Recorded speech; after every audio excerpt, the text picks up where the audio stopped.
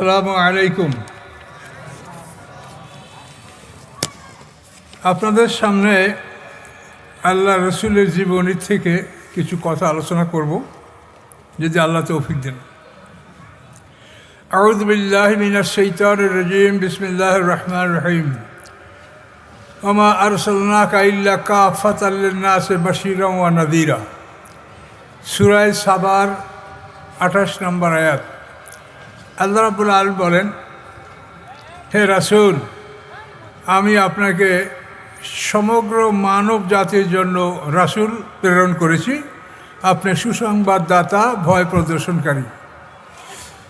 রাসূলের আনুগত্য করার জন্য আল্লাহ তাআলা কোরআন পাকে 40টা আয়াত নাযিল করেছেন। আতিউল্লাহ ওয়া আতিউর রাসূলা, 40টা আয়াত। রাসূলের আনুগত্য ছাড়া কোনো মানুষ জান্নাতে যেতে পারবে না। কোরআন পাকে আল্লাহ বলছেন আতিউল্লাহ ওয়া আতিউর রাসূলা। তো আমাদের তখন জটিলতা আসে যে আল্লাহর আনুগত্য কেমন করে করব, তাকে তো আমরা দেখি না। এটা আপনাদেরও প্রশ্ন থাকতে পারে যে আল্লাহর আনুগত্য কেমন করে করব, রাসূলের আনুগত্য করা যেতে পারে। এই বিষয়টা আল্লাহ সূরা নিসার 80 নম্বর আয়াতে এটা আল্লাহ ফয়সালা দিয়ে দিলেন।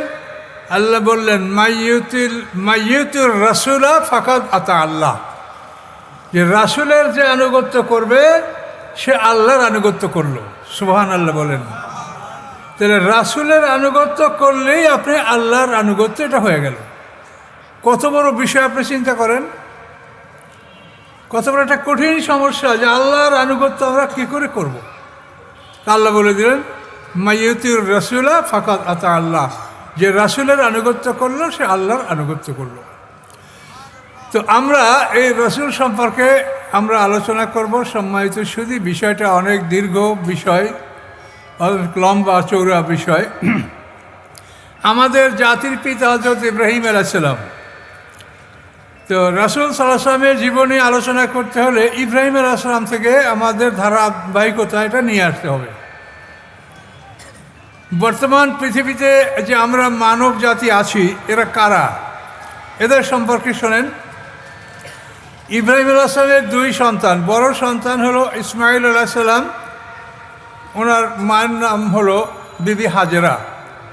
ইব্রাহিম আলাইহিস সালামের 88 বছর বয়সে ইসমাইল আলাইহিস সালাম জন্মগ্রহণ করেন। ইব্রাহিম আলাইহিস সালাম তখন হেবরান শহরের আল খলিলে তিনি বসবাস করতেছিলেন।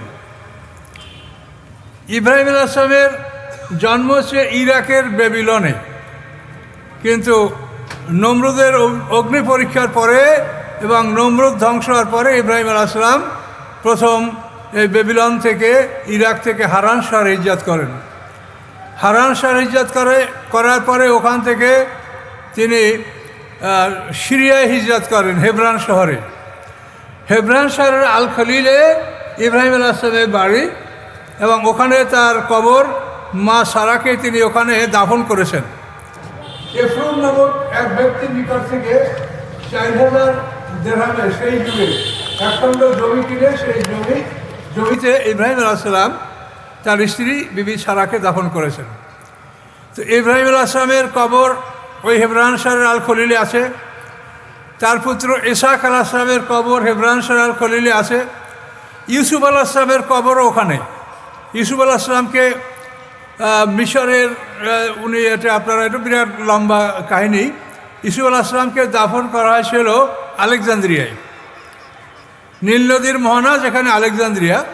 এই আলেকজান্দ্রিয়াটা কোনখানে, আপনার ম্যাপ না জানলে এটা হবে না। আলেকজান্দ্রিয়াটা হলো যে লোহিত সাগরের মাথায় আকাবা উপসাগর আছে, এরকম 2টা শাখা। এই আকাবা উপসাগর থেকে ভূমধ্য সাগর 120 মাইল দূরত্ব। এই 120 মাইল হলো সুয়েজ খাল, এটা কাটা খাল। এই সুয়েজ খাল থেকে আপনি যদি পশ্চিম দিকে আগান ভূমধ্য সাগরে, তো প্রথম যে সামুদ্রিক বন্দর পাবেন এটার নাম হলো পোর্ট সৈয়দ। পোর্ট সৈয়দের পরে দ্বিতীয় সামুদ্রিক বন্দর হল আলেকজান্দ্রিয়া। এই আলেকজান্দ্রিয়ায় পানির মধ্যে একটা কবরস্থান আছে। ইউসুফ আলাইহিস সালামকে ওখানে দাফন করা হয়েছিল। বনী ইসরাঈল যখন মিশর ত্যাগ করে সিরিয়ায় চলে আসে, তখন ইউসুফ আলাইহিস সালামের লাশকে তারা সঙ্গে করে নিয়ে আসছিল এবং তাকে ওই হেবরান শহরের আল খলিলে দাফন করা হয়েছে। একদিনে কোনো তাফসির আপনারা শুনে খুব ভালো স্বাদ পাবেন না। এটা অনেক কিছু, তাফসির মানেই সমুদ্র। তারপরও আমি বেশি আলোচনা না করে শুধু রাসূল সাল্লাল্লাহু আলাইহি ওয়াসাল্লামের জীবন সম্পর্কেই সংক্ষিপ্ত করে কথা বলার চেষ্টা করব। তো বর্তমান পৃথিবীর মানুষ, এরা ইসমাঈল আলাইহিস সালামের বংশধর একটা গ্রুপ, আর ইসহাক আলাইহিস সালামের বংশধর আরেকটা গ্রুপ। ইসমাঈল আলাইহিস সালামের জন্মগ্রহণ করার 13 বছর পরে ইসহাক আলাইহিস সালাম জন্মগ্রহণ করেছেন। ইসহাক আলাইহিস সালামের মায়ের নাম হচ্ছে সারা, আর ইসমাঈল আলাইহিস সালামের মায়ের নাম হচ্ছে বিবি হাজেরা। এই বিবি হাজেরা মিশরের রাজা সান ইবনে আলওয়ানের কন্যা, এবং এই সান ইবনে আলওয়ান হাজেরাকে ইব্রাহিম আলাইহিস সালামের সাথে বিয়ে দিয়েছেন। এই ঘটনা আপনারা জানেন যে ইব্রাহিম আলাইহিস সালাম সেখানে বিবি সারাকে নিয়ে বন্দী হয়েছিলেন। সারার সাথে অসৎ উদ্দেশ্যে হাত বাড়ানোর পরে সেই সান ইবনে আলওয়ান 3 বার হাত বাড়িয়েছে, 3 বার বেহুশ হয়ে পড়েছে। তখন মা সারা আল্লাহর কাছে দোয়া করেছেন যে আল্লাহ, এই পাপী যদি এখানে মরে যায় তাহলে ওর লোকজন আমাকেও মারবে, আমার স্বামীকেও হত্যা করবে, আপনি ওকে ভালো করে দেন। তো মা হাজেরার দোয়াই এই সান ইবনে আলওয়ান, হাজেরা তো সারা, এই মা সারার দোয়াই সান ইবনে আলওয়ান সুস্থ হয়েছিলেন। সুস্থ হওয়ার পরে সে আর মা সারাকে উত্ত্যক্ত করে নাই, সে বরং তার কন্যা ছিল হাজেরা, যুবতী মেয়ে, তাকে ইব্রাহিম আলাইহিস সালামের সাথে বিয়ে দিয়ে দিলেন এবং বললেন যে শোনো, তোমাকে আমি রাজ পরিবারে বিয়ে দেই নেই, কিন্তু যেখানে তোমাকে আমি বিয়ে দিয়েছি এটা তোমার জন্য সৌভাগ্য, তুমি সেখানে থাকবে, তোমার বড় বোন সারার সেবা যত্ন করবে, স্বামীর সেবা করবে। এভাবে তাকে বলে পিতা তার সাথে এই বিবাহ দিয়ে দিয়েছেন। কিন্তু আমরা ছোটোবেলায় শুনছি যে মা হাজেরা দাসী, নাউজুবিল্লাহ। এটা ইহুদিরা এসব কথা আবিষ্কার করে যাতে মুহাম্মদ সাল্লাল্লাহু আলাইহি ওয়াসাল্লামের বংশকে একটু হেয় প্রতিপন্ন করা যায়। এই জন্য ইহুদিরা বলে যে মা হাজেরা দাসী। তিনি দাসী না, তিনি মিশরের বাদশাহ সান ইবনে আলওয়ানের কন্যা। তো এখন ইসমাঈল আলাইহিস সালামের বংশধর আর ইসহাক আলাইহিস সালামের বংশধর, এই দুইটা বংশ এখন বর্তমান পৃথিবীতে আছে। তো ইসমাঈল আলাইহিস সালামের বংশধর হচ্ছি আমরা হচ্ছি বনি ইসমাঈল, আর ইসহাক আলাইহিস সালামের বংশধরকে পৃথিবীতে বলা হয় বনি ইসরাঈল। নাম দুইটা বলতে পারবেন? আমরা কারা? বনি ইসমাঈল। আর ইহুদি খ্রিস্টানরা কারা? বনি ইসরাঈল। ইসরাঈলকে ইয়াকুব আলাইহিস সালামের 12 পুত্র সন্তান ছিল। ইউসুফ আলাইহিস সালাম, বেনিয়ামিন 2 ভাই, আর এহুদ লাবিরা 10 ভাই। তো ইয়াকুব আলাইহিস সালামের 2 স্ত্রী লাইয়া এবং রাহিল, এরা 2 জন তার মামাতো বোন ছিলেন, আপন মামাতো বোন। সেই সময় 2 বোন বিবাহ করা একসঙ্গে জায়েজ ছিল। এই লাইয়ার পেটে 10 সন্তান আর রাহিলের পেটে 2 সন্তান, ইউসুফ আলাইহিস সালাম, বেনিয়ামিন। এই 12 সন্তানের বংশকে কোরআন পাকে বলা হয় বনি ইসরাঈল। আর আমরা হচ্ছি বনি ইসরাঈল, আর আমরা হচ্ছি বনি ইসমাঈল। আমাদের এই ইসমাঈল আলাইহিস সালামের বংশ থেকে আমাদের নবী মুহাম্মদ রাসূলুল্লাহ সাল্লাল্লাহু আলাইহি ওয়াসাল্লাম পৃথিবীতে এসেছেন। সম্মানিত সুধী, এই সূরা ইব্রাহিমের 37 নম্বর আয়াতে যে ঘটনা আছে, আমি সেখান থেকে আপনাদের কিছু বলবো। সূরা বাকারার 127-28 নম্বরে আছে, সেখান থেকে কিছু কথা আপনাদেরকে বলবো। সব কিছু কোরআনে আছে। আমি রাসূলের জীবনী লিখেছি, আমার এই বইতে দেখবেন সমস্ত রেফারেন্স কোরআনের আয়াত অথবা তাফসীর। কোনো ইতিহাসের রেফারেন্স আমি ইনশাল্লাহ কিছু আছে, কিন্তু মেজর জিনিসটা, ম্যাক্সিমাম জিনিসটা কোরআন থেকে আমি নিয়েছি। তারপর আমার কোরআনের তাফসীর লেখা অন্যান্য বই, অনেক কিছু আল্লাহ আমাকে লেখার তৌফিক দিয়ে আপনাদের দোয়ায়, সেটা আপনারা পরবর্তীতে ভালো মনে করে দেখবেন। কিন্তু এখন সিরাত মাহফিল, এই জন্য আমি এই মাহফিলের উপরে সিরাত সম্পর্কে কিছু কথা আপনাদেরকে বলতে চাই। সম্মানিত সুধী, সূরা সাবার 28 নম্বর আয়াতে আমরা শুনেছি যে আল্লাহ বলেন, ইন্না আরসালনাকা কাফাতাল লিন্নাসি বাশীরাও ওয়া নাযীরা। হে রাসূল, আপনাকে আমি সমস্ত মানুষের জন্য রসুল হিসাবে প্রেরণ করেছি। আপনি সুসংবাদদাতা, আপনি জান্নাতের সুসংবাদ দান করবেন এবং জাহান্নাম সম্পর্কে আপনি মানুষকে ভয় দেখাবেন, ভয় প্রদর্শন করবেন। আপনি বাশীরা এবং নাযীরা। তো সম্মানিত সুধী, বর্তমান পৃথিবীতে যে মানুষগুলি আছে, এই যে বনি ইসমাইল আর বনি ইসমাইল দুটো বললাম, এছাড়া তো আরও মানুষ আছে না? কাফের, মোশেক, ইহুদি খ্রিস্টান, তারা কাফের, বৌদ্ধ, অনেক আরও বিধর্মীরা আছে, নাস্তিক আছে। তো এদের প্রতি আমাদের রাসূল, এদের আলাদা কোনো রাসূল নেই। তো এদের প্রতিও রাসূল, এটা বোঝার জন্য আমি সংক্ষিপ্ত কথা আপনাকে বলছি যে নূহ আলাইহিস সালামের প্লাবনের সময়, নূহ আলাইহিস সালাম কে? ইনি হলেন শাইখুল আম্বিয়া, এনাকে দ্বিতীয় আদম বলা হয় এবং মানব জাতির দ্বিতীয় পিতা বলা হয় নূহ আলাইহিস সালামকে। তিনি 1260 বছর হায়াত পেয়েছেন। নূহ আলাইহিস সালাম আদম আলাইহিস সালামের 10 পুরুষ পরের পয়গম্বর। নূহ আলাইহিস সালামের পিতার নাম হচ্ছে লামাক, মায়ের নাম হচ্ছে শামখা বিনতে আনুস। নূহ আলাইহিস সালামের পিতামাতা উভয় মুসলমান ছিলেন, এভাবে তিনি ভাগ্যবান। তো নূহ আলাইহিস সালামের পিতার নাম লামাক, তার পিতার নাম আকনু, ইয়ারিদ, কাবিল, মাহানরাবিল, কাবেন, বানের, শীষ, অর্থাৎ আদম আলাইহিস সালামের 10 পুরুষ পরের পয়গম্বর হচ্ছেন হযরত নূহ আলাইহিস সালাম।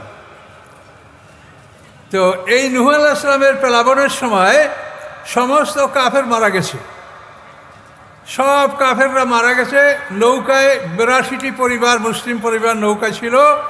এরা ছাড়া পৃথিবীতে আর কোনো মুসলমান ছিল না। আর আদম আলাইহিস সালাম থেকে সমস্ত নবী রাসূলদের আবির্ভাব হয়েছে।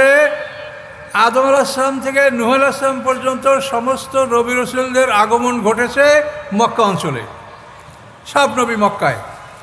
কিন্তু নূহ আলাইহিস সালামের প্লাবনের সময় নূহ আলাইহিস সালামের নৌকাটা যখন ভাসতেছিল, এই নৌকাটা ভাসতে ভাসতে কোরআনের ভাষা ওয়াস্তাওয়াত আলাল জুদি, এই নৌকাটা জুদি পার, ইরাকের অ্যারারুট পর্বতমালার একটা অংশ জুদি, এই জুদি অঞ্চলে এই নৌকাটা থেমেছিল কোরআনের ওয়াস্তাওয়াত আলাল জুদি। তো এইখানে নৌকাটা থামার পরে 6 মাস বন্যা ছিল। 6 মাস পরে আল্লাহ বন্যা দূর করলেন, কাফেরদের শাস্তি দিলেন। এরপরে নূহ আলাইহিস সালাম ওখানে ওই লোকজন নিয়ে অবতরণ করলেন। এই 80টি বা 82টি যে পরিবার, এদের বংশধর আজকে সমগ্র পৃথিবীতে। তো এই 80টি পরিবারের লোক সবাই ছিল মুসলমান। কাজে বর্তমান দুনিয়ায় হিন্দু, বৌদ্ধ যা কিছু আপনি দেখেন, নাস্তিক, অ্যাথিস্ট, এসব কিন্তু মুসলমানদের ঔরজাত, এরা মুসলমানদের সন্তান। তার কারণ মুসলমান ছাড়া নূহ আলাইহিস সালাম বন্যার পরে পৃথিবীতে কেউ বেঁচে ছিল না। কি বুঝতে পারছেন? কাজে এরা যেহেতু সকল মানুষ মুসলমানদের সন্তান, কাজে আল্লাহ রাসূল সমস্ত মানুষের জন্য রাসূল, এদেরও রাসূল, আমাদেরই রাসূল, অন্য কেউ না। সম্মানিত সুধী, ইতিহাসের কথা অনেক লম্বা। নূহ আলাইহিস সালামের বর্তমান পৃথিবীর যে মানুষ, আমরা এই মানুষের ইতিহাস যদি আপনি শোনেন, এটা হলো আদম আলাইহিস সালামের 120 জোড়া সন্তান ছিল। তার মধ্যে শীষ আলাইহিস সালামের বংশধর এখন সারা পৃথিবীতে আছে, অন্য কোনো সন্তানের বংশধর পৃথিবীতে নাই। এরপরে আদম থেকে আপনি নূহ আলাইহিস সালাম পর্যন্ত আসেন। নূহ আলাইহিস সালামের 4 জন পুত্র সন্তান ছিল, সাম, হাম, ইয়াফেস, কেনান। সাম হলো বড় ছেলে। এই সামের বংশ থেকে সেমিটিক জাতি বলা হয় এবং এনার নাম অনুসারে সাম দেশের নামকরণ করা হয়েছে, সাম। তো এই সাম হলো বড়, ওনার বংশধর সেমিটিক জাতি। হাম হলো মেঝ, এই হামের বংশধর পৃথিবীতে কালো মানুষ। এই যে নাইজেরিয়া, নিগ্রো, আফ্রিকান যে কালো মানুষ, আমাদের দেশের কালো না। তো ওই কালো মানুষ, এরা হামের বংশধর। তাফসিরে বলা আছে যে নূহ আলাইহিস সালাম বলেছিলেন যে নৌকায় তোমরা কেউ স্ত্রী সহবাস করবে না, কিন্তু হাম সেটা মানতে পারে নাই। সে নৌকায় স্ত্রী সহবাস করেছিল, সেই জন্য তার বংশধর আল্লাহ কালো করে দিয়েছেন। এই কালো মানুষ হলো হামের বংশধর, সাম, হাম। এবং ইয়াফেসের বংশধর হলো ইয়াজুজ মাজুজ, যাদেরকে ইংরেজিতে বলা গগ ম্যাগগ, এজুজ মাজুজ, এরা হলো ইয়াফেসের বংশধর। কিয়ামতের পূর্বক্ষণে এরা আসবে। এদেরকে জুলকারনাইন একটা দেওয়াল করে আবদ্ধ রেখেছেন, যেটা সম্পূর্ণ কোরআন পাকে উল্লেখ করা আছে। ইন্না ইয়াজুজা মাজুজা মুফসিদিনা ফিল আরদি ফাহাল নাজআলু লাকা খারজান আলা আন তাজআলা বাইনানা বাইনাহুম সাদ্দা। এই যে সাদ মানে প্রাচীর, এটা সম্পর্কে তাফসিরে বলা আছে 2 পাহাড়ের মাঝখানে 3 মাইল লম্বা এই প্রাচীরটা, এবং এই প্রাচীরটা 200 হাত উঁচা, 50 হাত চওড়া, এবং সম্পূর্ণ লোহার উপরে তামা গলিয়ে দিয়ে এই প্রাচীরটা করা। আতুনি উফরেগ আলাইহে কেতরা, কোরআনের আয়াত। তো এই 200 হাত উঁচু, 50 হাত চওড়া, 3 মাইল বড় লম্বা প্রাচীর 2 পাহাড়ের মধ্যে, এই প্রাচীরের কোনো খবর আজ পর্যন্ত মানুষ সঠিকভাবে বলতে পারে না। এর উপরে অনেক বই লেখা আছে, অনেক গবেষণা আছে, অনেক কিছু আছে, কিন্তু কেউই এটার সঠিক তথ্য দিতে পারছে না। আল্লাহ কোরআন পাকে বলেছেন, ফাইজা যা ওয়াদু রব্বি দালাউ দাক্কা ওয়াকানা ওয়াদু রব্বি হাক্কা। এটা কিয়ামতের পূর্বক্ষণে আল্লাহর হুকুমে এই দেওয়ালটা ফাটবে।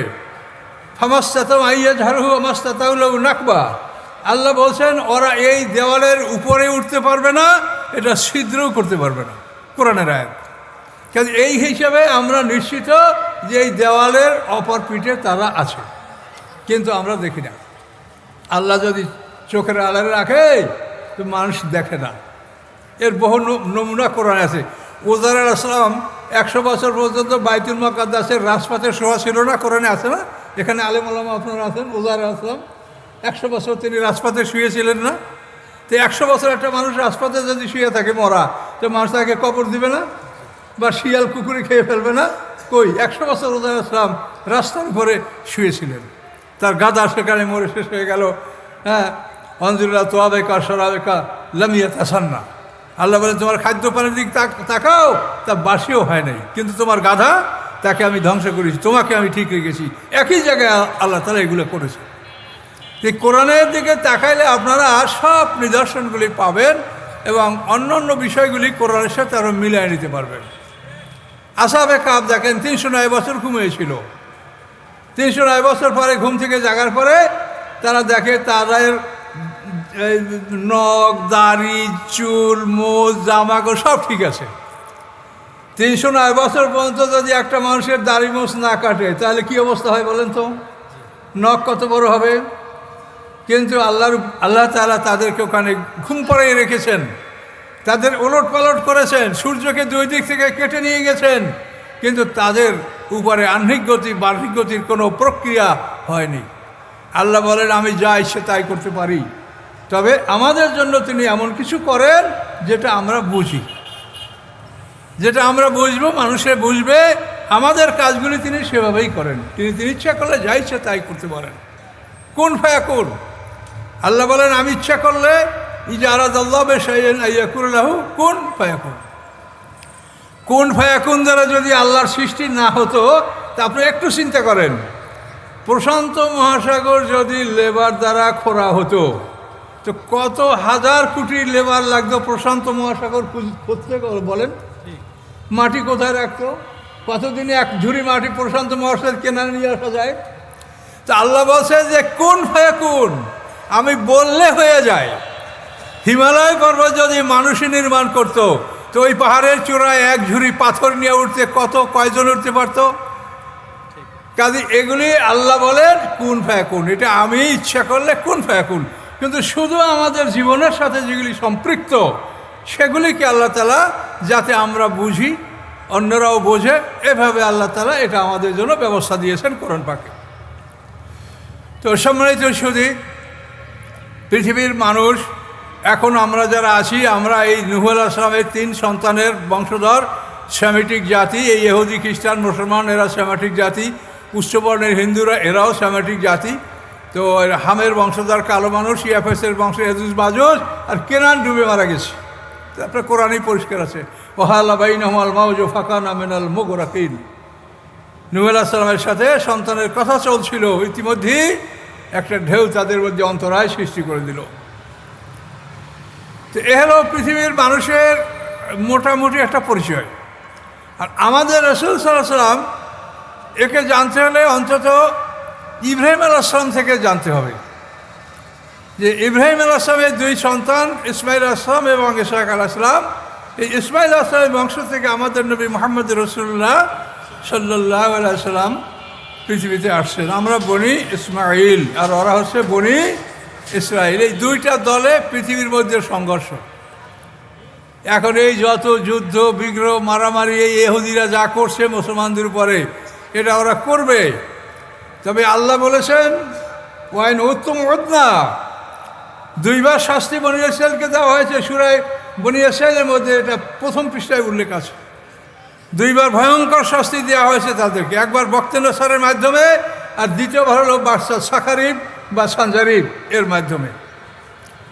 আল্লাহ বলছেন আইন উত্তম ওদনা, তোমরা যদি আবার জুলুম অত্যাচার করো আমিও শাস্তি নিয়ে তোমাদেরকে ফিরে আসবো।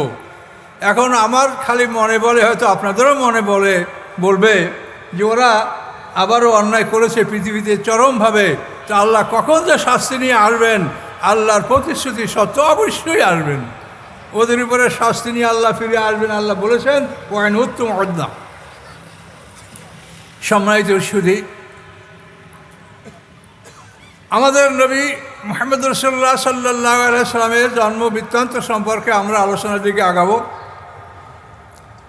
তো মা হাজেরা, এই মা হাজেরার গর্ভে ইসমাইল আলাইহিস সালাম জন্মগ্রহণ করেন। ইসমাইল মানে আল্লাহ তুই শোন, ইসমা মানে শোন, ইল মানে হে আল্লাহ, মানে সন্তান হয় না, খালি দোয়া করছে আল্লাহ তুই শোন, আল্লাহ তুই শোন। এখন আল্লাহ শুনছে, সন্তানের নাম রাখছে কি আল্লাহ তুই শোন। ওই পাকিস্তানের মতো সেফাই আল্লাহ দেতা খান, কথা বলতে পারছেন? আল্লাহ দিয়েছে, এর লাগে একটা খান লাগাই দিলেই সেফাই আল্লাহ দেতা খান, এর নামটা ঠিক ওরকমই ইসমাইল। আর ইসহাক শব্দটাও ঠিক ওরকম, এটা আসে জোহাক থেকে ইসহাক। জোহাক মানে হাসা, হাসি দেওয়া। তো ইসহাক আলাইহিস সালামের মা বিবি সারা, তিনি বলেছিলেন যে আল্লাহ বৃদ্ধ বয়সে আপনি মানুষকে হাসালেন, এই বয়সে আমার সন্তান হলে মানুষরা হাসবে, যে এই বুড়া বুড়ির দেখো এখন ছেলে মেয়ে হচ্ছে। তো উনি যেহেতু এই হাসানোর কথাটা উনি বলেছেন, তো এবং কোরআনেও বলা আছে হাসার কথা, তো এই জন্য এই জোহাক থেকে ইসহাক নামটা আসছে। তো মা হাজেরা যখন ইসমাইল আলাইহিস সালামকে প্রসব করলেন ওই সিরিয়ার হেবরান শহরের আল খলিলে, তখন মা সারা তার প্রতি অনেকটা মানে ক্ষিপ্ত হলেন এবং তাকে বিভিন্ন রকম শাস্তি, এমনকি তাকে হত্যার হুমকি দিলেন। তো মা হাজেরা সন্তানকে পালিয়ে পালিয়ে বেড়াতেন, সে বড়, এখন তার বিরুদ্ধে কিছু বলাও যায় না। তো এই অবস্থার মধ্যেই আল্লাহ তাআলা ইব্রাহিম আলাইহিস সালামকে আদেশ দিলেন যে তুমি তোমার স্ত্রী বিবি হাজেরা এবং পুত্র সন্তান ইসমাইল আলাইহিস সালাম তাদেরকে মক্কা অঞ্চলে নির্বাসন দাও। এই মক্কা অঞ্চল হিব্রান শহর থেকে 40 মঞ্জিল, মানে 40 দিনের রাস্তা। এই মক্কা অঞ্চলে হিজরত করার জন্য আল্লাহ তাআলা আদেশ দিলেন। ইব্রাহিম আলাইহিস সালাম মা হাজেরা এবং পুত্র সন্তান ইসমাইল আলাইহিস সালামকে নিয়ে তিনি চলতে চলতে মক্কা অঞ্চলে চলে আসলেন। এবং ওই সময় মক্কা কিছু ছিল না। নূহ আলাইহিস সালামের বন্যার পরে ইব্রাহিম আলাইহিস সালাম পর্যন্ত মক্কা অঞ্চলটা বিরান ছিল। সেখানে কাবাঘর ছিল না, কোনো হজ হতো না, কোরবানি হতো না, মানে কেউ ওখানে যাইতই না, মনে করতে এটা একটা গজবের জায়গা, আল্লাহ এখানে গজব দিয়েছে। তো নূহ আলাইহিস সালাম থেকে ইব্রাহিম আলাইহিস সালাম তো 10 পুরুষ। ইব্রাহিম আলাইহিস সালামের পিতার নাম আজর, তার পিতার নাম সারুক, তার পিতার নাম আরগু, তার পিতার নাম ফানে, তার পিতার নাম আবের, তার পিতার নাম শালেখ, তার পিতার নাম এরফাকশাস, তার পিতার নাম এরাম, তার পিতার নাম সাম, তার পিতার নাম নূহ। এই নূহ আলাইহিস সালামের 10ম পুরুষের পয়গম্বর হযরত ইব্রাহিম আলাইহিস সালাম। এই নূহ আলাইহিস সালাম থেকে ইব্রাহিম আলাইহিস সালাম পর্যন্ত মক্কা অঞ্চলে কোনো জনবসতি ছিল না, আল্লাহর ঘরও ছিল না। হাজারে আসওয়াদ পাহাড়কে বা পাথরকে এটা আবু কুবাইস পাহাড়ে লুকিয়ে রাখা হয়েছিল। কাবাঘরের পূর্ব দিকে তাকালে যে পাহাড়টা দেখা যায় ওটি আবু কুবাইস পাহাড়, ওইখানে হাজরে আসওয়াদকে লুকিয়ে রাখানো হয়েছে, জিবরিল আলাইহিস সালাম রেখেছিলেন। এবং ওই পাহাড়ের গুহা মাগারাতুল কুনুজ, সেই গুহায় আদম আলাইহিস সালামকে দাফন করা হয়েছিল। কিন্তু নূহ আলাইহিস সালামের প্লাবনের সময় ওই গুহার থেকে আদম আলাইহিস সালামের লাশ তুলে নৌকায় নেওয়া হয়েছিল। কেন? আদম আলাইহিস সালাম ওসিয়ত করেছেন যে তোমরা, আমি এখানে কবরে আসি, তোমরা ওই অঞ্চলে আসো, কিন্তু এমন একটা সময় আসবে যে তোমরা সবাই এখানে থাকবে না কেউ, সবাই চলে যাবে, কাফেররা মারা যাবে, মুসলমানরা চলে যাবে, তখন তোমরা আমার লাশকে নিয়ে যাও। তখন আদম আলাইহিসসালামের লাশকে ওই মাগরাতুল কুনুজ থেকে বের করে, এটা বের করছে খিজির আলাইহিসসালাম। খিজির আলাইহিসসালাম একজন আল্লাহর নিয়ামত প্রাপ্ত বান্দা, কিন্তু অমর না, তিনি মরবেন কিয়ামতের পূর্বক্ষণে, এদের সবাই মৃত্যু হবে। ঈসা আলাইহিসসালাম অমর না, তিনিও মরবেন। আসহাবে কাহফ গুহা এখনও বেঁচে থাকতে পারে, কিন্তু কিয়ামতের পূর্বক্ষণে এরা সবাই মারা যাবে। এরা কেউ অমর না, সবাই মরবে, কেউ আগে মরবে বা কেউ পরে মরবে।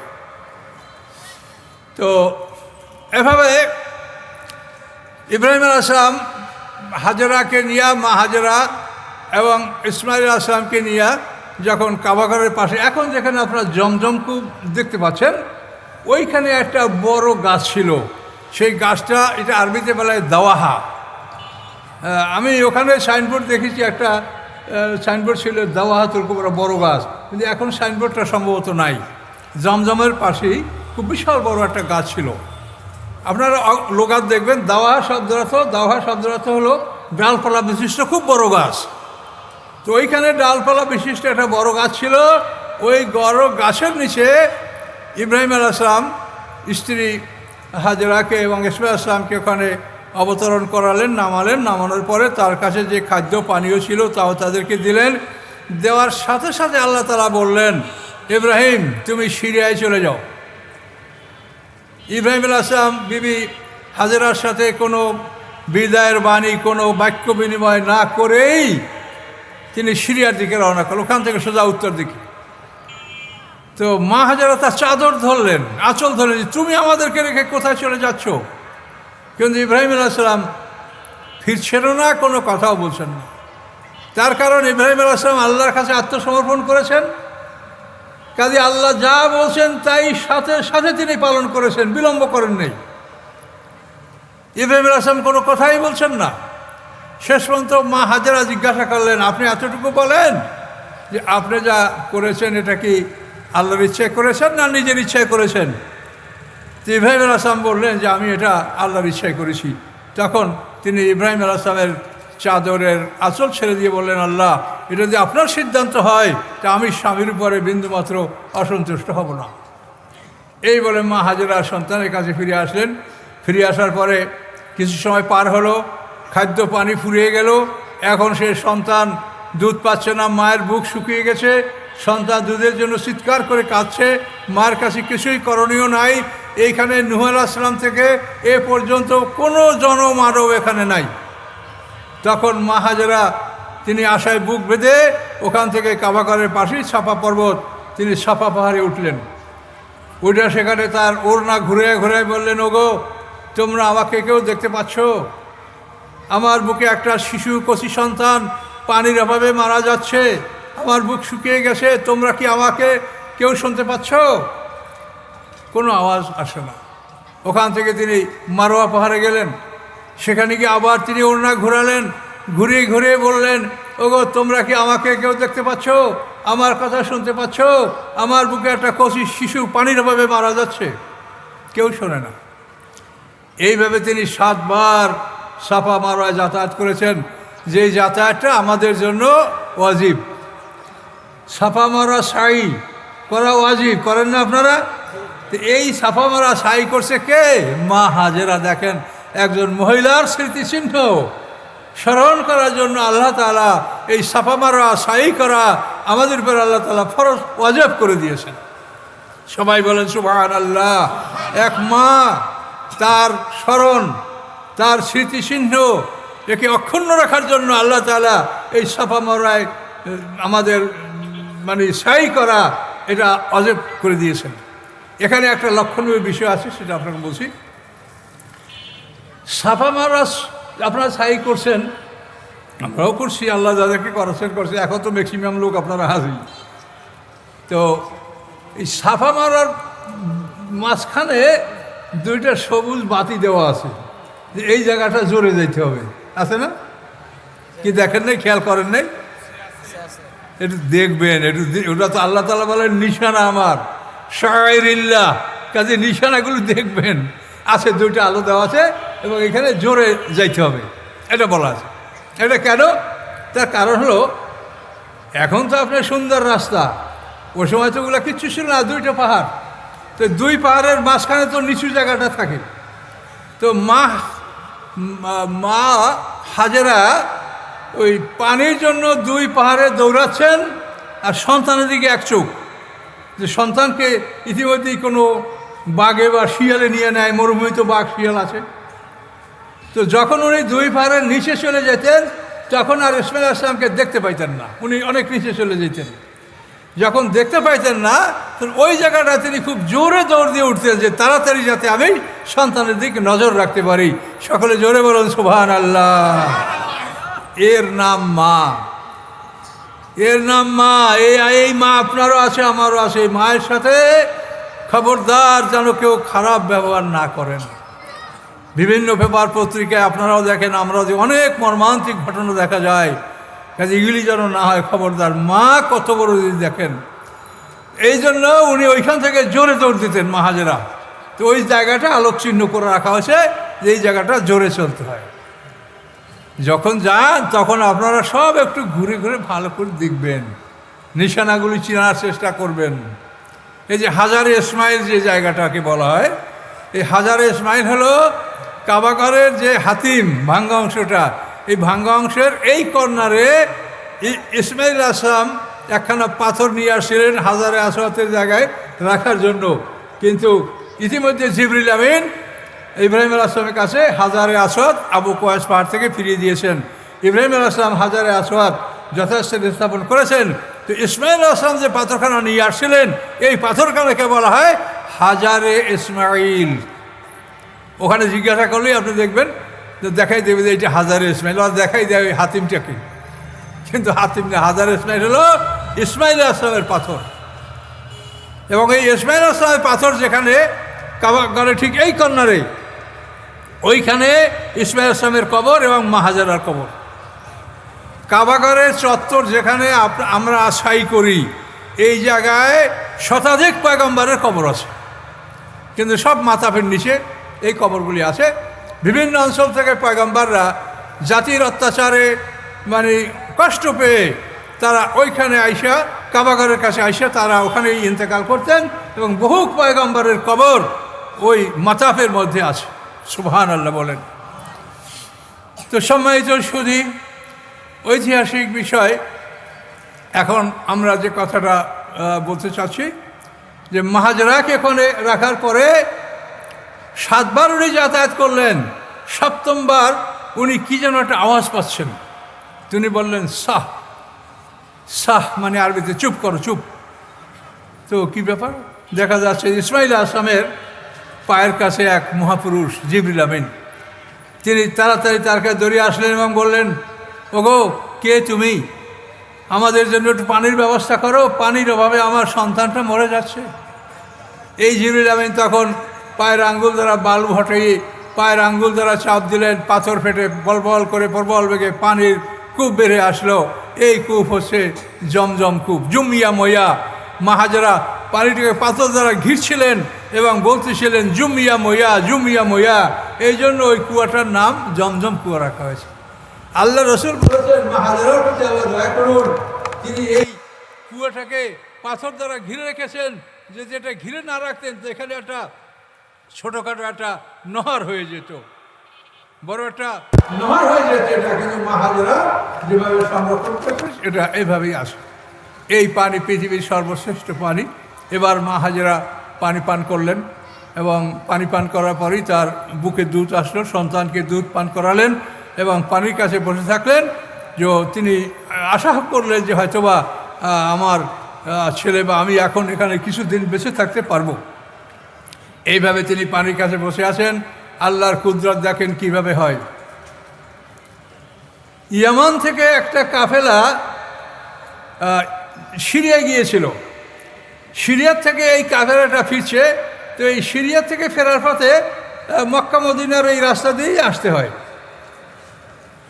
তো এই কাফেলার প্রধান ছিল মাদাদ জুরহুমি। তো উনি ওই বরাবর আসার পরে, মক্কা বরাবর আসার পর দেখতে পাচ্ছেন যে এক ঝাঁক পাখি গোল হয়ে উপরে ওঠে, নিচে নামে।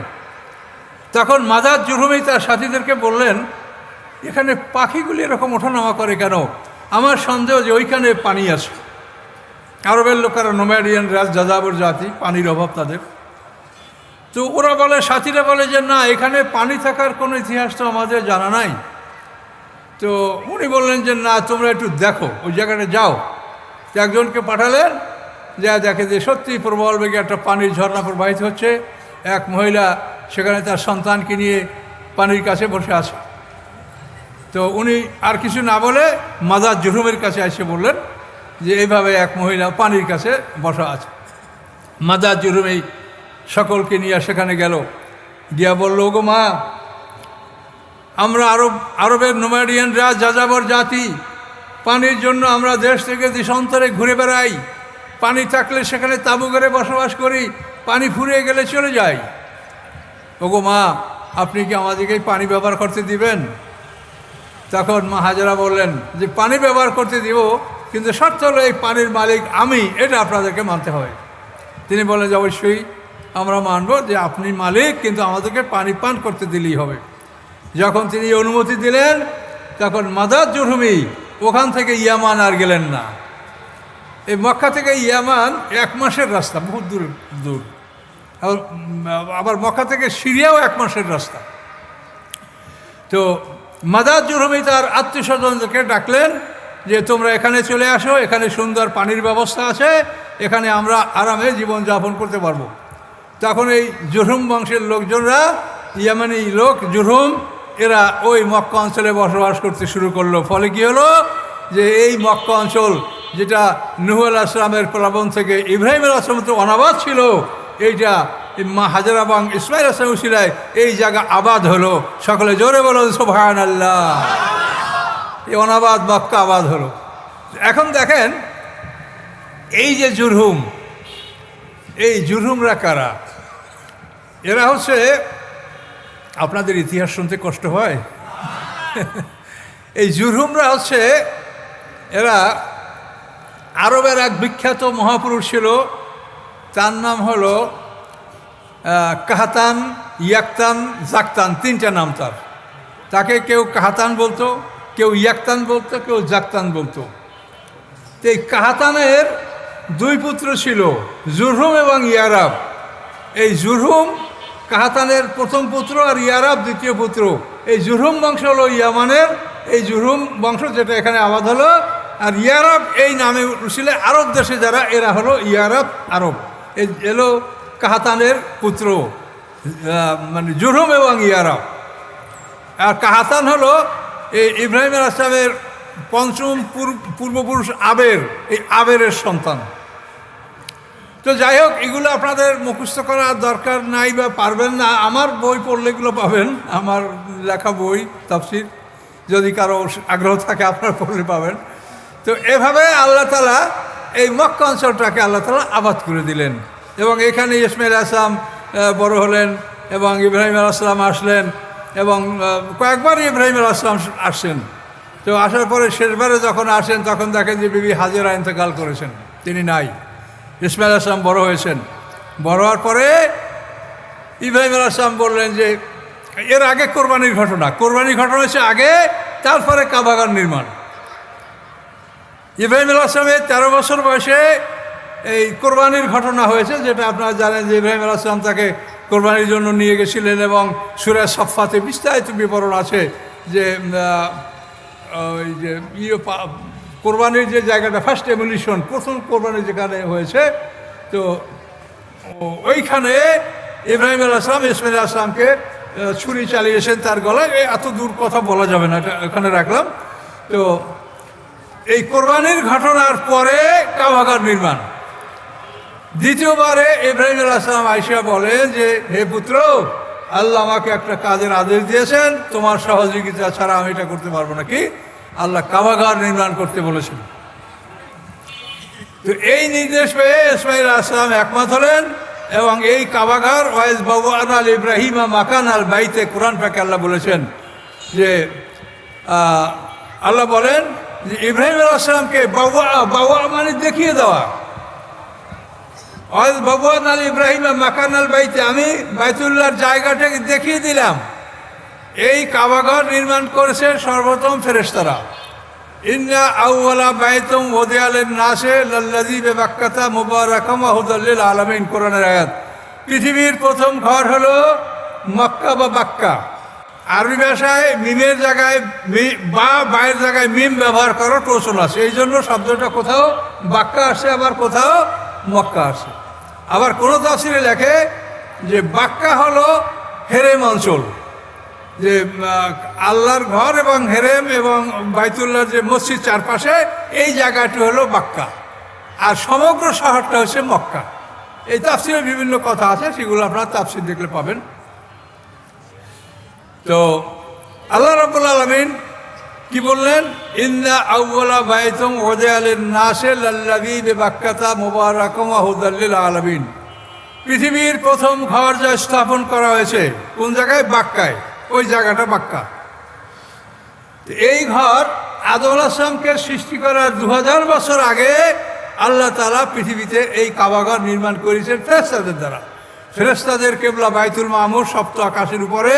ওই বাইতুল মামুরের ছায়া পৃথিবীতে যেখানে পড়ে, ওই ছায়ার উপরে আল্লাহর হুকুমে ফেরেশতারা কাবাঘর নির্মাণ করেছেন।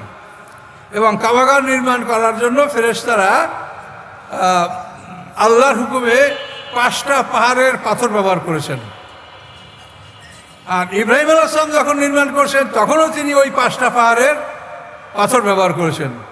প্রথম পাহাড় হলো লেবানন পাহাড়, তুর পাহাড়, জুদি পাহাড়।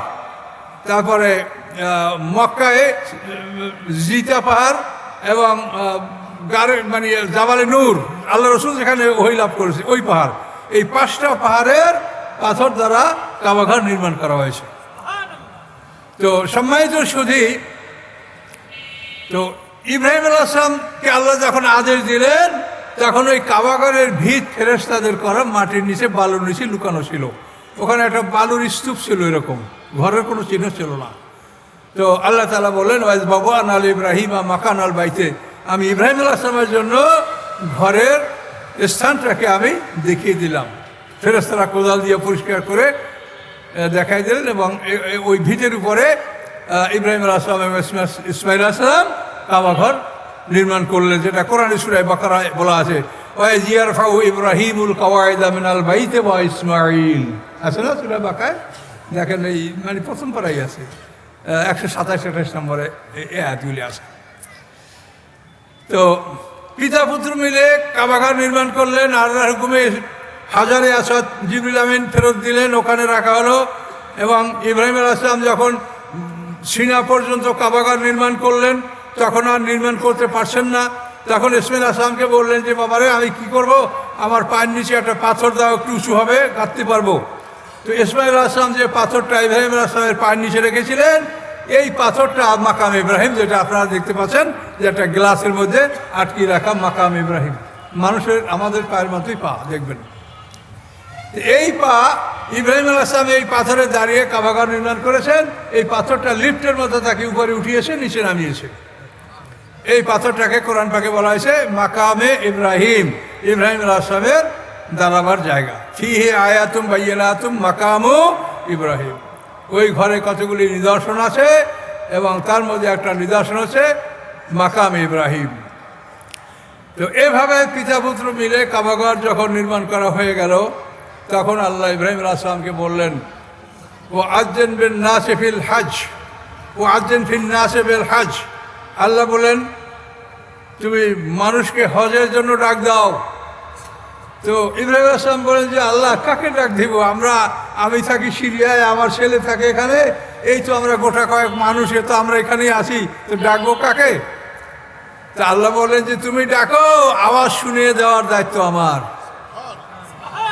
কাজে এই ইব্রাহিম আলাইহিস সালাম যে হজের জন্য ডাক দিয়েছেন, এই ডাক যারা শুনেছে তাদের ভাগ্যে হজ নসিব হবে, বলে সুবহানাল্লাহ। আর হজ করতে যে আমরা কি বলি? লাব্বাইকা। লাব্বাইক মানে কি? আপনারা স্কুলে পড়াশোনা করেছেন তো জানেন, অমুক ইসমাইল লব্বাইক স্যার, ইয়েস স্যার, কি তো মাদ্রাসায় বলেন স্যার লব্বাইক বলেন না? তো হজে যাই আপনারা কি বলেন? লব্বাইক। মানে আমাদের জাতির পিতা ইব্রাহিম আলাইহিস সালাম আমাদেরকে ডাক দিয়েছেন, আমরা সেই ডাকে সাড়া দিয়ে কি বলছি? লব্বাইক। লব্বাইক আল্লাহুম্মা লব্বাইক লা শারীকা লাক লব্বাইক, এই লব্বাইক শব্দটা আমরা এই জন্য বলছি যে যেহেতু তিনি ডাক দিয়েছেন আমরা তার ডাকে সাড়া দিয়েছি। তো এভাবে হজের আহ্বান করা হয়েছে। এইটা ইব্রাহিম আলাইহিস সালাম হয়তো হাজারে আসওয়াদের উপরে দাঁড়িয়ে করেছেন, অথবা আবু কুবাইস পাহাড়ের উপরে উঠে তিনি এই আহ্বান জানিয়েছেন। কাবাগার নির্মাণ করা কমপ্লিট হওয়ার পরে পিতা পুত্র মিলে দোয়া করেছেন। পিতা পুত্র ইসমাইল আসলাম এবং ইব্রাহিম আসলাম পিতা পুত্র মিলে দোয়া করেছেন। যে এই দোয়াটা আপনার সূরা বাকারা 27-28 নম্বরে আপনারা দেখেন, সেখানে ইব্রাহিম আসলাম বলেছেন, আল্লাহ আমার যে সন্তান ইসমাইল ওয়াবআস ফীহিম রাসূলাম মিনহুম, যে আপনি এই সন্তানের বংশে আপনি একজন রসুল পাঠান। ওয়াবআস ফীহিম রাসূলাম মিনহুম, এখানে আপনারা উলামায়ে কেরাম আছেন, এই রাসূলান তানবীহ এর মধ্যে একজন, যে আল্লাহ ইব্রাহিম আসলাম বললেন ওয়াবআস ফীহিম রাসূলাম মিনহুম, যে আমার সন্তান ইসমাইল আসলামের বংশ থেকে আপনি একজন রসুল পাঠান। এই জন্য ইসমাইল আসলামের বংশ থেকে একমাত্র রসুল আছে, তার নাম হচ্ছে মুহাম্মাদুর রাসূলুল্লাহ সাল্লাল্লাহু আলাইহি সাল্লাম, এই একজন মাত্র রসুল। এই দোয়া ইব্রাহিম আসলাম করেছেন কোন জায়গাতে? কাবাগরের রুকনে ইয়ামানির কাছে বসে এই দোয়াটা করেছেন। রুকনে ইয়ামানি কাকে বলে? এই যে দেখেন, এটা যদি কাবাগর হয় তো কাবাগরের এখান থেকে কেবলা কোন দিক? পশ্চিম কোন দিক? এদিকে না? তো আমি দিক ঠিক করে কথা বলতে আমার ভুল হবে, আমি মুখে বলছি সেটা শোনেন। কাবাগর যেখানে আছে এটা মনের কাছে ছবিটা নেন। তো কাবাগরের দক্ষিণ পশ্চিম যে কর্নারটা, এই কর্নারটাকে বলা হয় রুকনে ইয়ামানি। আর উত্তর পশ্চিম যে কর্নার, এটাকে বলা হয় রুকনে শামি। আর উত্তর পূর্ব যে কোনটা, এটাকে বলা হয় রুকনে ইয়ামানি। আর দক্ষিণ পূর্ব যে কোন, এই কোনটা কাবাগরের, সেই কোনটাকে বলা হয় মানে হাজারে আসওয়াদ, মানে রুকনে আসওয়াদ। তাহলে এই কর্নারটা রুকনে আসওয়াদ, তারপরে মানে মুলতাজাম বাবে কাবা, আর এই কর্নারটা হলো রুকনে ইয়ামানি। এই টেবিলটা না, আপনি মনে কাবাগরের দিক তাকান, কাবাগরের এই কর্নারটা হলো রুকনে ইয়ামানি। এইখানে বসে ইব্রাহিম আসলাম ইসমাইল আসলাম আল্লাহর কাছে এই দোয়া করেছেন যে আল্লাহ ওয়াজআলনা মুসলিমাইন লাকা ওয়া মিন যুররিয়াতিনা মুসলিমাতাল লাক ওয়া আরিনা মানাসিকানা ওয়া তুব আলাইনা ইন্নাকা আনতাত তাওয়াবুর রহিম। এরপরে ওয়াবআস ফীহিম রাসূলাম মিনহুম, এই দোয়া ইব্রাহিম আসলাম করেছেন। এই জন্য রুকনে ইয়ামানিতে চুম্বন করা মুস্তাহাব। হাজারে আসওয়াদ তো আপনি চুম্বন করে তওয়াফ শুরু করবেন, তওয়াফ শেষে আবারও চুম্বন করবেন। আর যে রুকনে ইয়ামানি, এটা দেখবেন ফেকার কিতাবে আসে, আলেমদের কাছে শুনবে, এইখানে তওয়াফ মানে চুম্বন করা রুকনে ইয়ামানিকে এটা মুস্তাহাব। কেন? এইখানে বসে ইব্রাহিম আসলাম এবং ইসমাইল আসলাম আল্লাহর কাছে দোয়া করেছেন যে আল্লাহ আমার সন্তানের বংশ থেকে আপনি একজন নবী পাঠান। সেই দোয়া আল্লাহ কবুল করেছেন। সেই দোয়া কবুল করার 3500 বছর পরে সেই দোয়ার ফলপ্রসূ আল্লাহ তাআলা ইসমাইল আসলামের বংশ থেকে মুহাম্মদ রাসূলুল্লাহ সাল্লাল্লাহু আলাইহি সাল্লামকে দুনিয়ায় পাঠিয়েছেন। সকলে বলুন আলহামদুলিল্লাহ, আলহামদুলিল্লাহ। সম্মানিত সুধী, আমাদের রাসূল সাল্লাল্লাহু আলাইহি সাল্লাম 12 রবিউল আউয়াল সোমবারে জন্মগ্রহণ করেছেন। পিতার নাম আব্দুল্লাহ, মায়ের নাম আমেনা। তো আল্লাহ রসুলের জন্ম বৃত্তান্তে অনেক কথা আছে, সেগুলি আমার পক্ষে বলা সম্ভব হবে না। সম্মানিত সুধী, আল্লাহ রসুলের জন্মের 6 মাস আগে তার পিতা মারা গেছে। 6 বছর বয়সে তার আম্মা মারা গেছেন। 8 বছর বয়সে তার দাদা মারা গেছেন। দেখেন কিভাবে ট্র্যাজেডি, কি কষ্টের জীবনটা তার। জন্মের 6 মাস আগে পিতা মারা গেছেন, 6 বছর বয়সে মা মারা গেছেন, 8 বছর বয়সের দাদা মারা গেছেন। এরপর তিনি তার চাচা আবু তালেবের মানে দায়িত্বে তিনি লালিত পালিত হয়েছেন এবং তিনি 40 বছর বয়সে মক্কাতে নবুয়াত লাভ করেছেন। নবুয়াত লাভ করার পরে তিনি 13 বছর মক্কায় ছিলেন। 13 বছর পরে তিনি মদিনায় হিজরত করেছেন। হিজরত করার পরে 6 মাস পরে যুদ্ধের অনুমতি সম্পর্কে আয়াত তাদের হয়েছে, উযিনা লিল্লাযীনা ইউকাতালুনা বিআন্নাহুম যুলিমু ওয়া আন্নাল্লাহা আলা নাসরিহিম লাকাদির।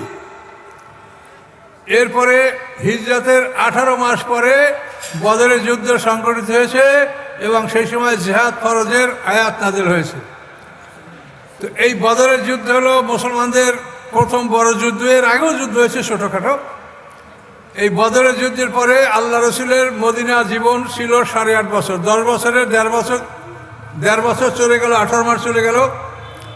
এই 8.5 বছরে আল্লাহ রসুল 85টা যুদ্ধ করেছেন। তাহলে প্রতি বছরে 8টা, 8 10 80, আর 5টা আবার 6 মাসে 5টা। এভাবে আল্লাহ রসুল 8.5 বছর জীবনে 85টা যুদ্ধ করেছেন। 27টা যুদ্ধে তিনি নিজে সেনাপতির দায়িত্ব পালন করেছেন। এই হয়েছে আল্লাহ রসুলের সংক্ষিপ্ত জীবনী। তো এখন আমরা সেই জীবন থেকে কি গ্রহণ করেছি? আমরা লেবাস পোশাক পরছি, আলহামদুলিল্লাহ, এটা খারাপ না, ভালো। কিন্তু রাসূল সাল্লাল্লাহু আলাইহি ওয়াসাল্লামের জীবনের অন্যান্য বিষয়গুলি আমাদের জন্য খুবই কষ্টকর। সেগুলি কিন্তু আমরা অনুসন্ধান করছি না। আমরা আলেমরাও আপনাদেরকে ভালো করে বলছি না, আর সাধারণ মানুষও জানে না। এই জন্য রাসূলের আনুগত্য, রাসূলের সুপারিশ ছাড়া হাসরের ময়দানে বিচার শুরু হবে না। আমাদের রাসূল সাল্লাল্লাহু আলাইহি ওয়াসাল্লামকে আল্লাহ তাআলা কি সম্মান দিয়েছেন? ওয়াবাসু মাকামান মাহমুদান আল্লাযী ওয়া'আদতা, এটা হলো আযানের দোয়া। কিন্তু কোরআন পাকে আছে আশা আইয়াবআসাকা রাব্বুকা মাকামান মাহমুদা, যে আল্লাহ তাআলা আপনাকে মাকামে মাহমুদ দান করবেন। এই মাকামে মাহমুদ হলো শাফাতের প্রথম স্তর, যে আল্লাহর রসুলের অনুরোধ করবে, আল্লাহ তাআলা বিচারের সিংহাসন নিয়ে মাঠে আসবেন। বিরাট কথা, এ কি 2-4 দিনের বলার কথা? তো মোটামুটি আপনাদের একটা ধারণা দিলাম যে আল্লাহর রসুল তিনি এমনই এক অস্তিত্ব যে সমগ্র পৃথিবীর বুকে তিনি সর্বশ্রেষ্ঠ, দুনিয়া আখিরাতে তিনি সর্বশ্রেষ্ঠ, এবং আমরা তার উম্মত। কিন্তু তার অনুসরণ করলে আমরা জান্নাত লাভ করব, আর যদি তার অনুসরণ না করি আমরা ধ্বংস হব। আমরা যদি কোরআন বর্জন করি, যে তিনি আমাদের মধ্যে মামলা করবেন। কোরআনকে আপনাদেরকে শক্ত করে ধরতে হবে। কোরআন সম্পর্কে 19 পারা সম্ভবত একটা আপনারা দেখবেন ফুরকানে, ওয়াকাল রাসূল ইয়া রাব্বি ইন্না কওমি ইত্তাখাযু হাযাল কুরআন মাহজুরা। রাসূল সাল্লাল্লাহু আলাইহি ওয়াসাল্লাম আল্লাহর কাছে অভিযোগ করবেন, ইয়া আল্লাহ, আমার জাতি কোরআন ত্যাগ করেছে, কোরআন ছেড়ে দিয়েছে। এই কোরআন ছেড়ে দিয়েছে যারা, তাদের বিরুদ্ধে আল্লাহ রসুল মামলা করবেন, এবং সেই মামলায় যারা আসামি হবে তাদের কোনো জামিন হবে না। রাসূল সাল্লাল্লাহু আলাইহি ওয়াসাল্লাম নিজেই তো হাসরের ময়দানের একমাত্র উকিল। তিনি যদি বাদিয়ে মামলা করেন, সেই মামলার যারা আসামি হবে তাদের কি কোনো মুক্তির পথ আছে? কাজে আল্লাহর রসুল এটা বলবেন, এটা কোরআনে উল্লেখ আছে, ওয়াকাল রাসূল ইয়া রাব্বি ইন্না কওমি ইত্তাখাযু হাযাল কুরআন মাহজুরা। কাজে আমরা আজকাল বর্তমান সমাজে আমরা দেখতে পাচ্ছি যে আমরা কোরআন থেকে অনেকটা দূরে সরে যাচ্ছি। কাজে এটা যেন না হয়। কোরআনকে ভালো করে বোঝেন। কোরআনের ব্যাখ্যা বুঝতে যেখানে জটিল, সেখানে আল্লাহ রসুলের হাদিস ব্যবহার করবেন, এবং এইভাবে আপনি সব কিছু করতে পারবেন। তো আমি জন্মলগ্নে সামান্য কিছু কথা বলি। আমি 1 ঘন্টা 1.5 ঘন্টার বেশি কথা বলি না। এই কথাগুলি আপনারা হজম করতে পারলে আপনাদের অনেক লাভ হবে, এবং ধীরে ধীরে অর্জন করবেন। আর যারা আগ্রহী বেশি, তারা বই পুস্তক আমাদের নেবেন।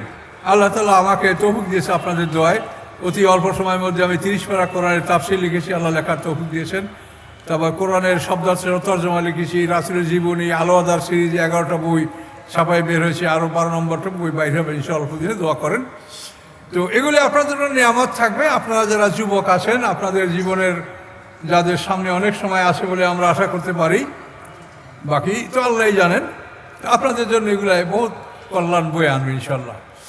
এখন আল্লাহ রসুলের এই যে জন্মের তারিখটা হলো 12ই রবিউল আউয়াল, সোমবারে।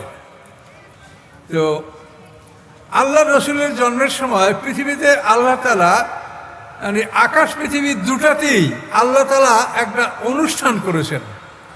যেহেতু বিধবার করে এই সন্তান, তার জন্য কে আনন্দ করে, কে জানে যে এই সন্তান এত বড় সম্মানিত হবে।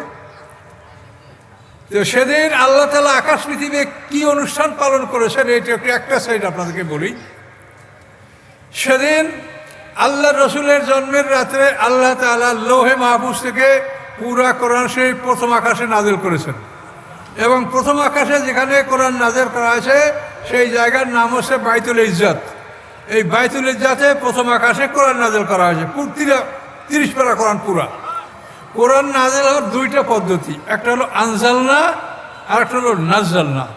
আনজালনা পদ্ধতি হলো পুরা কোরআনে একসঙ্গে নাজিল হওয়া,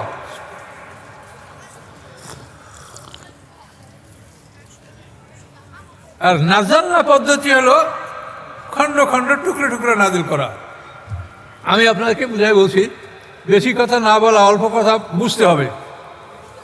আপনারা যখন স্কুলে, মাদ্রাসা, কলেজে ভর্তি হয়েছেন, জানুয়ারি মাসের প্রথম তারিখ ক্লাসে গেছেন, যাওয়ার পর আপনাদেরকে সিলেবাস দেখাই দেওয়া হলো। প্রত্যেক স্যার তার যে সাবজেক্ট, যে এই তোমার বই, এতটা তোমার সিলেবাস, এটা তোমাকে 2 বছরে, 3 বছরে, 5 বছরে পড়ানো হবে। সিলেবাসটা আপনি একদিনেই পাইলেন, কিন্তু ওটার পাঠদান, ওটার প্রশিক্ষণ, এটা আপনার হয়তো 5 বছর বয়সে অল্প অল্প করে আপনাকে পড়াবে। এই যে একটা সিস্টেম, এইটার সাথে মিলান যে আল্লাহ তাআলা একসঙ্গে পুরা কোরআন নাজিল করেছেন, কিন্তু এই পুরা কোরআন প্রশিক্ষণের জন্য আবার নাজ্জালনা পদ্ধতিতে অল্প অল্প করে 5 আয়াত, 7 আয়াত, 10 আয়াত, 2 আয়াত, 3 আয়াত, ওই প্রশিক্ষণ পদ্ধতিতে নাজ্জালনা অল্প অল্প করে আল্লাহ তাআলা আবার নাজিল করেছেন। তো আনজালনা হলো পুরা কোরআন একসঙ্গে নাজিল করা, আর নাজ্জালনা হলো টুকরা টুকরা নাজিল করা। ইন্না আনজালনাহু ফি লাইলাতুল কদর, আল্লাহ বলেন আমি এই কোরআন নাজিল করেছি কদরের রাতে, in the night of power, একটা শক্তিশালী রাতে আমি এই কোরআন নাজিল করেছি। আবার নাযালনাহু তানজিলা, আমি এই কোরআন খণ্ড খণ্ড টুকরা টুকরা করে সুন্দর করে তোমাদেরকে আমি শিখিয়েছি। জিবরিল আমিনের মাধ্যমে আল্লাহ রসুলের কাছে আসে, এবং আল্লাহ রসুলকে কোরআন আল্লাহ বুঝিয়ে দিয়েছে। আল্লাহ নিজেই বলেছেন সুম্মা ইন্না আলাইনা বায়ানা, যে এই কোরআনটাকে আমি আপনাকে বয়ান করে দেব, এটা ব্যাখ্যা করে দেব, আপনার ভয় নাই। আপনি জিবরিল আমিন থেকে দ্রুত আয়ত্ত করার চেষ্টা করবেন না। লা তুহাররিক বিহি লিসানাকা লিতা'জালা বিহি, ইন্না আলাইনা জামাহু ওয়া কুরআনা। আল্লাহ বলেন এই কোরআন জমা করে দেওয়া, পড়িয়ে দেওয়া, এটা আমার দায়িত্ব। তারপর সুম্মা ইন্না আলাইনা বায়ানা, এরপরে এই কোরআন আপনাকে বুঝিয়ে দেব, সেটার দায়িত্ব আমার। তা কোরআনের ব্যাখ্যা বুঝাবেন কে? আল্লাহ। বুঝাবেন কাকে? রাসূলকে। কাজে কোরআনের সঠিক ব্যাখ্যা বলতে হলে রাসূলের কাছ থেকে শুনতে হবে যে আল্লাহ রসুল কি বলেছেন। এবং রাসূলের পরে আরও কিছু আল্লাহ বলেছেন, সেটা হলো সিনিয়র সাহাবী। সূরা তওবার 100 নম্বর আয়াত দেখেন, তারপরে সূরা হাশরের 9 নম্বর আয়াত দেখেন, সিনিয়র সাহাবীদেরকে কিন্তু আল্লাহ আনুগত্য করতে কোরআনে আদেশ দিয়েছে। রাসূল সাল্লাল্লাহু আলাইহি সাল্লাম সিনিয়র সাহাবী, এদের থেকে কোরআনের ব্যাখ্যাটা আপনি সঠিকভাবে নেবেন। এক শ্রেণীর লোক আছে, তারা মনে হয় যেন কোরআন তাদের উপরেই নাজিল হয়েছে, তারা 5 ওয়াক্ত নামাজ পায় না, তারা অমুক পায় না, সমুক পায় না, কোরআনে পায় না, মানে মনে হয় যেন ওনাদের উপরে কোরআন নাজিল হয়েছে। আমি তাদের কারণে বাবা তুমি ওস্তাদের কাছে তুমি গেছো, তুমি ডাক্তারি পড়ো, ইঞ্জিনিয়ার পড়ো, তোমরা তো ব্রেনই। কাজে এই ডাক্তার ইঞ্জিনিয়ার কি শিক্ষক ছাড়া হতে পারে? বলেন ভাই, কথা বলেন। তো ডাক্তার ইঞ্জিনিয়ার যদি শিক্ষক ছাড়া না হতে পারে, তো আপনি শিক্ষক ছাড়া কোরআন কি করে বলবেন? কাজে যারা বলে যে আমরা এই কোরআনে যে আছে এই তো, এটা ঠিক না। আপনি কোরআনে যে আছে তাই, কিন্তু ওটা বোঝার জন্য আপনি শিক্ষকের শরণাপন্ন হন, আল্লাহ রসুল এবং সিনিয়র সাহাবী। এদের মাধ্যমে আপনার জটিল বিষয়গুলি আমরা সমাধান করে নেব। 5 ওয়াক্ত নামাজ, অনেকে বলে কোরআনে 3 ওয়াক্ত নামাজ আছে, 5 ওয়াক্ত নামাজ, এগুলি হলো খামখেয়ালি, এগুলি হলো শয়তানের অসুবাসা, এগুলি শয়তানের কথা। কোরআন কি আল্লাহ রসুল ভালো বলছেন না আমরা ভালো বুঝি? কোরআন কি সাহাবীরা ভালো বুঝেছেন না আমরা ভালো বুঝি? কাজে সাহাবীদের কথার উপরে কথা বলা, এটা কোরআনে নিষেধ করেছে আল্লাহ। আল্লাহ বলছেন তাদের আনুগত্য করো, মানে নিষ্ঠার সাথে। আস-সাবিকুনা আল-আউয়ালুনা মিনাল মুহাজিরিন ওয়াল আনসারি আল্লাযীনা ইত্তাবাউহুম বিইহসানিন রাদিয়াল্লাহু আনহুম, যারা ঈমানের ক্ষেত্রে অগ্রবর্তী, যারা প্রথমবর্তী, নিষ্ঠার সাথে তোমরা তাদের আনুগত্য করবে, তাহলে তোমাদের উপরে আল্লাহ সন্তুষ্ট থাকবেন। এটা কোরআনের আয়াত। তো সম্মানিত সুধী, আল্লাহ রসুলের জন্মের রাত্রে আল্লাহ নিজে আকাশ পৃথিবীতে একটু আনন্দ উৎসব করলেন। প্রথম আকাশে কোরআন নাজিল করে দিলেন। কোরআন নাজিল হওয়ার সাথে সাথে প্রথম আকাশে জিন শয়তানেরা যে বিভিন্ন জায়গায় বসে বসে আল্লাহ এবং ফেরেশতাদের কথা চুরি করে করে শুনতো, এখন আর শুনতে পারে না। পরিষ্কার করে আয়াতে বলা আছে, জিনরা বলছে ওয়ান্না কুন্না নাকুযু মিনহা মাকআদাল সামে ফামা ইয়াস্তামিল আনা ইয়াজিদু শিহাবার রাসাদা। জিন শয়তানরা বলে যে আমরা আকাশের বিভিন্ন আসনে বসে বসে আল্লাহ এবং ফেরেশতাদের কথাগুলি চুপে চুপে চুরি করে শুনতাম, কিন্তু এখন যদি কেউ শুনতে যায় তো প্রজ্বলিত অগ্নিশিখা তাকে আক্রমণ করে। মিসাইল, ক্ষেপণাস্ত্র, এই মিসাইল শব্দটা ডাইরেক্ট কোরআনের শব্দ। তারকাদের সাথে এই মিসাইল ফিট করা, যখন ওরা হেইলিং ডিস্টেন্সে আসে।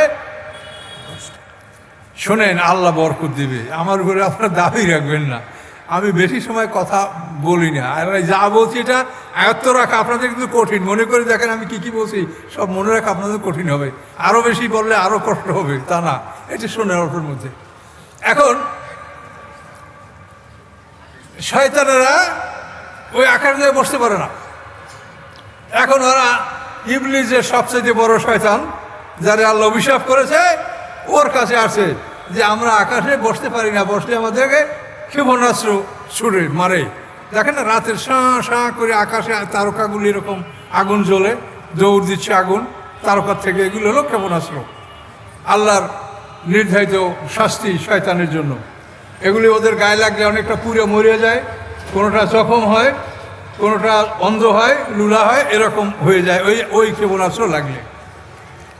ওই ক্ষেপণাস্ত্র থেকেই বর্তমান পৃথিবীতে ক্ষেপণাস্ত্র, এবং ক্ষেপণাস্ত্রর সবচাইতে আধুনিক যে মডেল সেটা হলো এবিএম সিস্টেম। এবিএম মানে অ্যান্টি ব্যালিস্টিক মিসাইল, যে ক্ষেপণাস্ত্রকে ওই প্যাট্রিয়ট ক্ষেপণাস্ত্র দ্বারা সেটাকে শূন্যে ধ্বংস করা যায় না। যেটা শূন্যে ধ্বংস করা যায় না সেই ক্ষেপণাস্ত্রকে বলা হয় কি, এবিএম, অ্যান্টি ব্যালিস্টিক মিসাইল। এটা পৃথিবীর গোটা কয়েক রাষ্ট্রেরই আছে, সবার এই মিসাইল নাই। তো যাই হোক, আমি ওদিকে বিজ্ঞানের দিকে যাব না। তো আল্লাহর এই কোরআন নাযিল হওয়ার পরে শয়তান, মাঝারি শয়তানরা, জিনেরা, ওরা বড় শয়তানের কাছে গেছে যে আমরা আকাশে আগে দিয়ে বসে কথাবার্তা শুনতাম, এখন শুনতে পাচ্ছি না, কি ব্যাপার?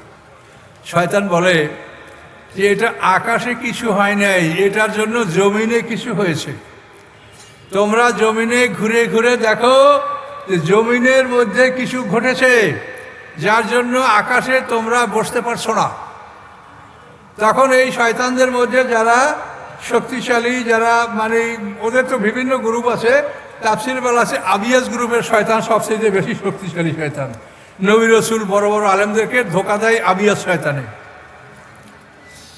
তো শয়তান তাদেরকে বিভিন্ন দলে ভাগ করে পৃথিবীর বিভিন্ন দিকে পাঠাই দিল যে দেখো পৃথিবীতে নতুন কোনো জিনিস আসছে কিনা।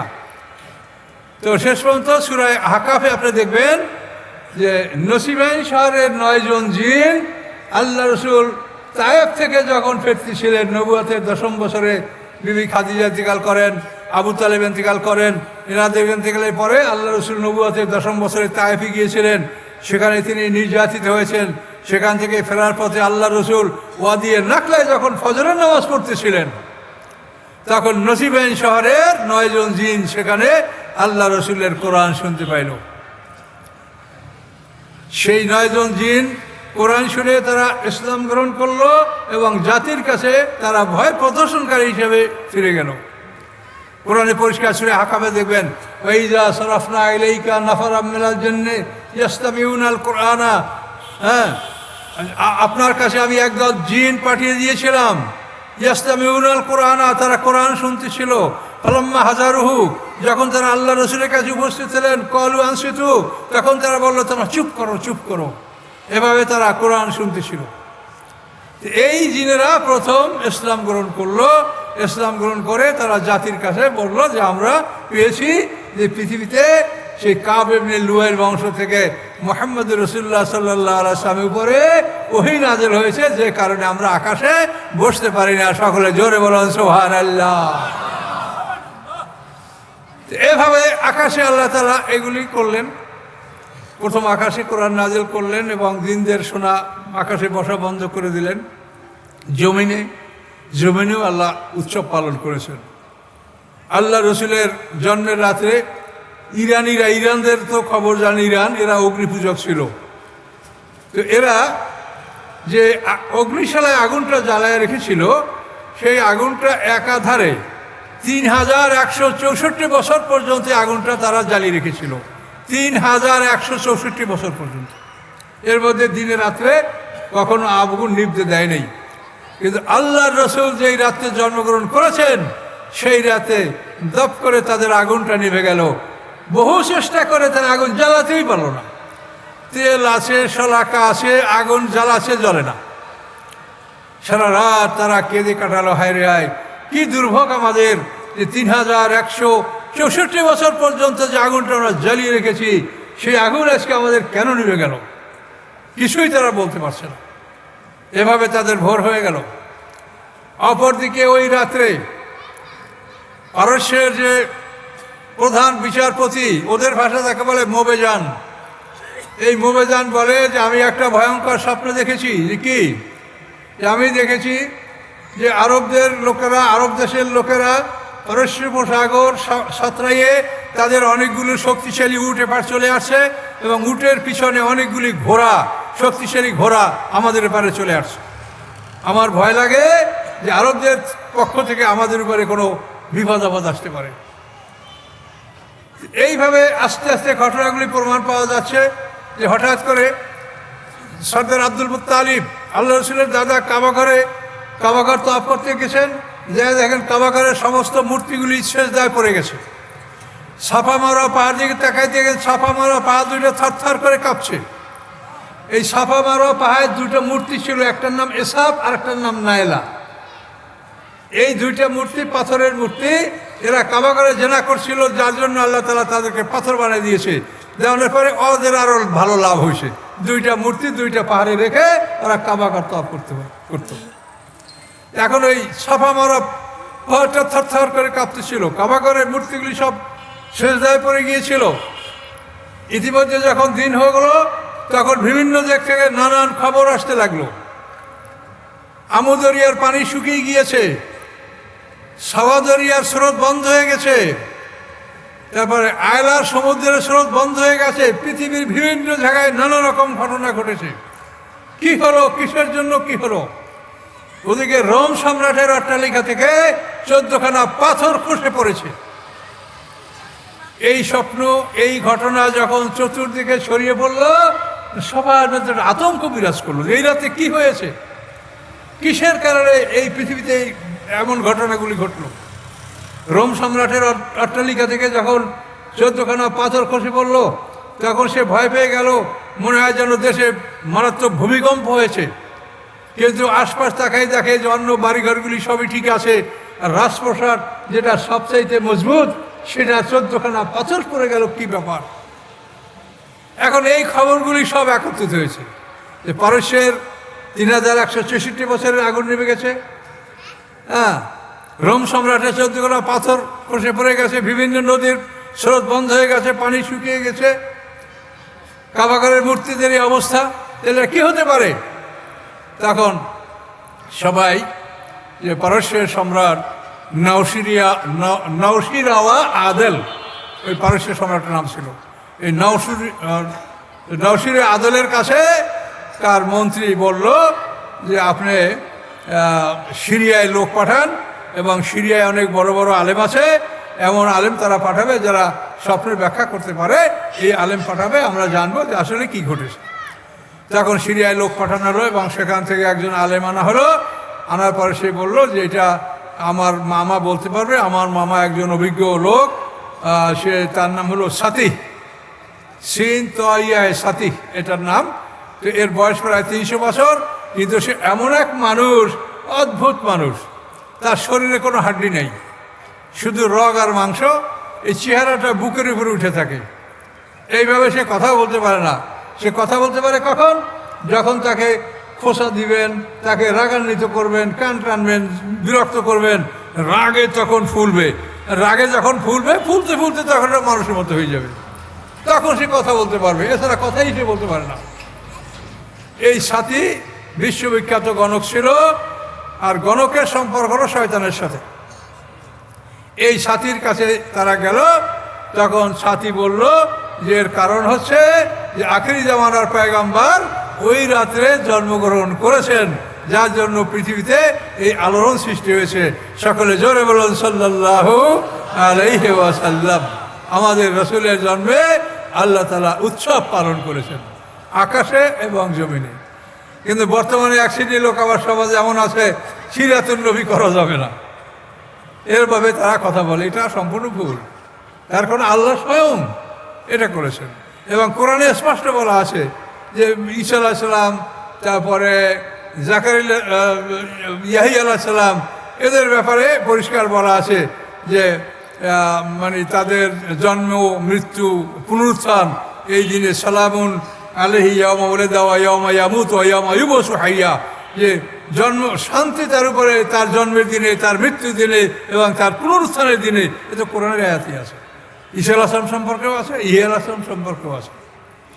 কাজে এই জন্য নবী রাসূলদের ব্যাপারে কেউ সীমা লঙ্ঘন না করে, মানে সিরাত মাহফিলের নামে যেন কেউ শুধু হালুয়া রুটি খাইয়ে এটা সমাপ্ত না করে। রাসূলের সঠিকভাবে জীবনী আলোচনা করা, উপদেশমূলক কথা বলা, এগুলো আপনারা করবেন না তো এটা কোথায় মানুষ পাবে? কাজে এই জন্য সিরাত করবেন, কিন্তু সেখানে যেন মানে শরিয়ত বিরোধী কিছু আলোকসজ্জা, মোম জ্বালে আপনি মোমগুলো নষ্ট করবেন, অপব্যয় করে শ্রাপ করবেন, এটা তো শরিয়তের বিধান না। কাজে এই সিরাতগুলাকে আলোকসজ্জা বা এই ধরনের এমন কিছু কাজ করা যেটা ইসরাফ বা শরিয়তে সীমা লঙ্ঘন, এগুলি আপনারা করবেন না।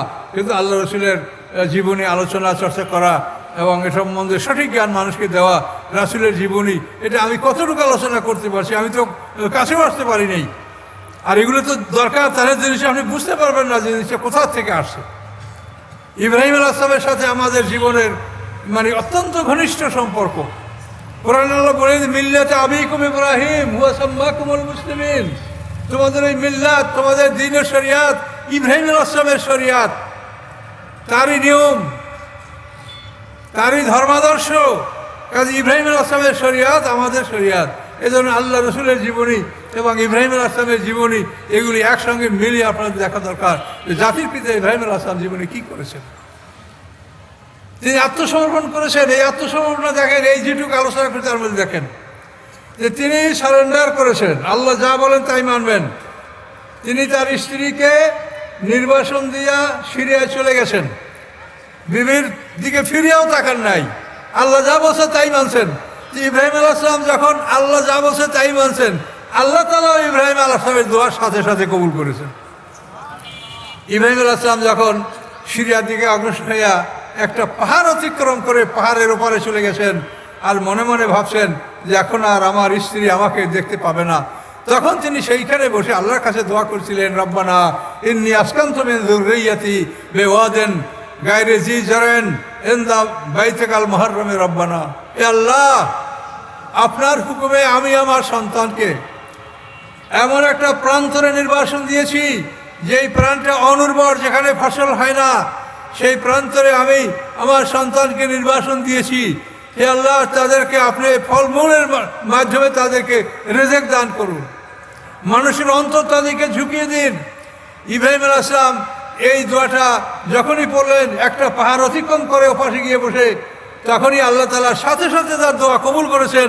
যে কারণে মা হাজেরার জন্য জমজম কূপ এবং ওই সব মানুষের, এতগুলি মানুষের তার পানি খাবে, তার রুটি দানা ফলমূল, তার কি কোনো অভাব হবে? আল্লাহ তাআলা সব অভাব মিটিয়ে দিলেন। এবং দীর্ঘকাল এই কাবাগার অনাবাদ ছিল, সেখানে মক্কা ঘর নির্মাণ করা হলো এবং সেখানে হজ, কোরবানি, এই সমস্ত অনুষ্ঠানগুলি আবার সেখানে পুনরায় শুরু হলো। সকলে জোরে বলেন সুবহানাল্লাহ। কাজে ইব্রাহিম আলাইহিস সালামের জীবন হচ্ছে আমাদের শরিয়াতের মূল বিষয়। ইব্রাহিম আলাইহিস সালামের জীবন, এটা আমাদের জানা দরকার। কিন্তু একটা কথাই তার জীবন থেকে জানবেন, সেটা হলো সারেন্ডার। ক্বালা রব্বু আসলিম ক্বালা আসলামতু লিরাব্বিল আলামিন। 16 বছর বয়সে ইব্রাহিম আলাইহিস সালামকে আল্লাহ আদেশ করেছিলেন, ইব্রাহিম আসলিম, তুমি আত্মসমর্পণ করো। ইব্রাহিম সালাম বললেন, আসলামতু লিরাব্বিল আলামিন, আমি বিশ্বের প্রতিপালক আল্লাহ রাব্বুল আলামিনের কাছে আত্মসমর্পণ করলাম। এই আত্মসমর্পণটা তার কতখানি আত্মসমর্পণ হয়েছে, এইটা পরীক্ষা করার জন্য তিনি তাকে নমরুদের অগ্নি পরীক্ষার সামনে তাকে হাজির করলেন। নমরুদ 1 মাস পর্যন্ত কাঠ সংগ্রহ করে করে বিশাল অগ্নিকুণ্ড নির্মাণ করে ইব্রাহিম আলাইহিস সালামকে সেই আগুনের মধ্যে ফেলে দেওয়ার জন্য প্রস্তুতি নিয়েছিল। তাকে বেঁধে তাকে আগুনে ফেলা যাচ্ছে না, বড় একটা কাঠ, মানে চরক গাছ যাকে বলি আমরা, এই কাঠে কফি কল দিয়ে উপরে উঠে আগুনের কাছে কেউ যেতে পারে না।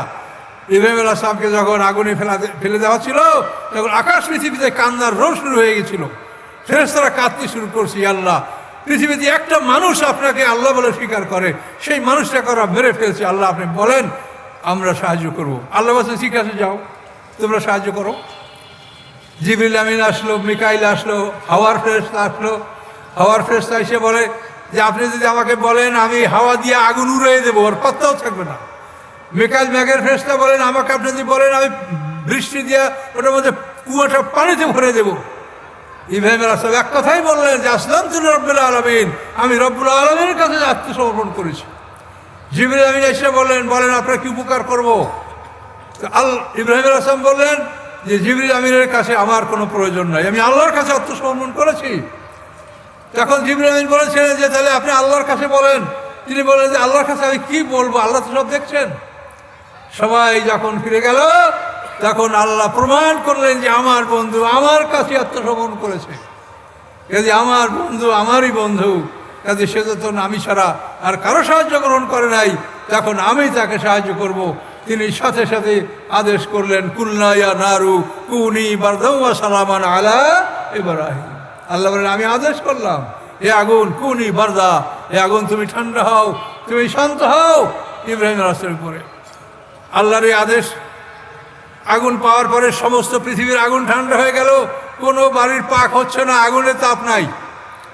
এরপর যখন আল্লাহ তাআলা ইব্রাহিম আলাইহিস সালাম নাম উচ্চারণ করলেন, বাদামা সালামান আলা ইব্রাহিম, এই আলা ইব্রাহিম বলার পরে ইব্রাহিম আলাইহিস সালাম ছাড়া অন্য সকলের আগুনে তাপ সঞ্চারিত হলো এবং আগুনের তাপ হলো এবং আগুন স্বাভাবিক অবস্থায় ফিরে আসলো ইব্রাহিম আলাইহিস সালাম ছাড়া। এইভাবে ইব্রাহিম আলাইহিস সালাম এক সপ্তাহ আগুনে জ্বলতেছিল। নমরুদের মেয়ে রাগাত বলছে যে আব্বা আমি একটু দেখবো ইব্রাহিম কেমন করে পুড়ছে। হ্যাঁ দেখবি কি, এখন আসে না, কিন্তু ছাই হয়ে গেছে। না বাবা একটু দেখবো। তখন নমরুদ তার অট্টালিকে উঠে তাকাই দেখে যে ইব্রাহিম আলাইহিস সালাম বসা, তার পাশে সুন্দর একজন ফেরেশতা বসা, এবং ইব্রাহিম আলাইহিস সালামের ওরা উলঙ্গ করে তাকে আগুনে ফেলেছিল, কিন্তু ইব্রাহিম আলাইহিস সালামের শরীরে এমন পোশাক, রাজকীয় পোশাক, যেই পোশাক নমরুদেরও নাই। এত সুন্দর পোশাক পরে, রাজকীয় পোশাক পরে সুন্দর একটা মানুষের কাছে বসে আলাপ করছে, গল্প গুজব করছে। নমরুদ অবাক হয়ে গেল। নমরুদ তৎক্ষণাৎ বলে ফেললো, নিমার রব্ব রব ইব্রাহিম, ইব্রাহিম আলাইহিস সালামের রবই উত্তম রব। আর ইব্রাহিম আলাইহিস সালামকে বললো যে, নমরুদ বললো যে ইব্রাহিম আমি আল্লাহর নামে 400 গরু কোরবানি করব। কিন্তু ইব্রাহিম আলাইহিস সালাম বললেন যে তুমি তোমার দিন ত্যাগ না করা পর্যন্ত তোমার কোরবানি আল্লাহ কবুল করবেন না। নমরুদ বললো আমি তাও করব। ইব্রাহিম আলাইহিস সালামকে বললেন, নমরুদ বলল যে ইব্রাহিম তুমি বের হতে পারো? বলে হ্যাঁ পারি। তা তুমি বের হয়ে আসো। তখন নমরুদের আদেশে ইব্রাহিম আলাইহিস সালাম আগুন থেকে বের হয়ে আসলেন। এখন এই যে ইব্রাহিম আলাইহিস সালামকে উলঙ্গ করে ফেলানো হলো এবং তাকে জান্নাতি পোশাক দেওয়া হলো, এই পোশাকটা এখনো পৃথিবীতে আছে। এই পোশাকটা এখনো পৃথিবীতে আছে। এই পোশাকটা ইব্রাহিম আলাইহিস সালামের পরে ইসহাক আলাইহিস সালামের কাছে ছিল। ইব্রাহিম আলাইহিস সালামের দ্বিতীয় পুত্র ইসহাক আলাইহিস সালাম। ইব্রাহিম আলাইহিস সালামের 12 জন পুত্র সন্তান ছিল, কিন্তু 2 জনের নাম খালি আমরা জানি, ইসমাইল এবং ইসহাক। তো ইব্রাহিম আলাইহিস সালামের পরে এই পোশাকটা ইসহাক আলাইহিস সালামের কাছে ছিল। ইসহাক আলাইহিস সালামের পরে এই পোশাকটা ইউসুফ আলাইহিস সালামের কাছে ছিল। আপনারা সূরা ইউসুফের ইতিহাস যদি শুনে থাকেন কোরআন থেকে, ইউসুফ আলাইহিস সালাম যখন এই জামাটা মিশরে বসে বের করলেন, তখন কেনানে বসে ইয়াকুব আলাইহিস সালাম বলছিল কি, ইন্নী লাজিদু রিহা ইউসুফা লাউলা আন তুফান্নিদুন, নিশ্চয়ই আমি ইউসুফ আলাইহিস সালামের ঘ্রাণ পাচ্ছি, যদি না তোমরা আমাকে একেবারেই পাগল বলো। কোথায় মিশর, কোথায় কেনান, 8 দিনের দূরত্ব। এই মিশরে বসে ইউসুফ আলাইহিস সালাম এই জামাটা বের করছেন, কেনানে বসে তার পিতা বলে যে আমি ইউসুফ আলাইহিস সালামের ঘ্রাণ পাচ্ছি। এই জামা সেই জামা, জান্নাতি জামা। সম্মানিত শুধু এই জামাটা এখনো পৃথিবীতে আছে। বনী ইসরাঈলদের একটা সিন্দুক আছে, যে সিন্দুককে তাবুত বলা হয়। তাবুত সূরা বাকারা দেখবেন, আইয়াতিয়াকুমুত তাবুতু ফিহা সাকিনাতুম মির রাব্বিকুম ওয়া বাকিয়াতুম মিম্মা তারাকা আলু মূসা আলু হারুন তাহমিলুল মালাইকা। এই তাবুত, এই সিন্দুকের মধ্যে এই পোশাক, মূসা আলাইহিস সালামের লাঠি, হারুন আলাইহিস সালামের জামা, এগুলি পৃথিবীতে এখনো আছে। ঈসা আলাইহিস সালাম যখন আকাশ থেকে নামবেন তখন এই সিন্ধুক ঈসা আলাইহিস সালামকে উদ্ধার করে আল্লাহ বাইর করে দিবেন। যেহেতু এই সিন্ধুকটা হলো বনী ইসরাঈলদের সম্পদ, এই জন্য এটা আমাদের রাসূল সাল্লাল্লাহু আলাইহি ওয়াসাল্লামকে আল্লাহ দেন নাই। এটা তাবারিয়া সমুদ্রে লুকায়িত আছে বলে আমরা তাফসিরে আমরা পেয়েছি, বাকি আল্লাহ ভালো জানেন। এই সিন্ধুক এখনও পৃথিবীতে আছে, এটা ঈসা আলাইহিস সালাম আসলে তখন এটা আল্লাহ তাআলা বের করে তার দায়িত্বে আবার দিবেন। তো সম্মানিত সুধী, কোরআনে অসংখ্য কথা আছে। তো আমার পরে একজন আলোচক আছে, তো আলোচনা করবেন। আমি আর কথা আমি আর বলবো না।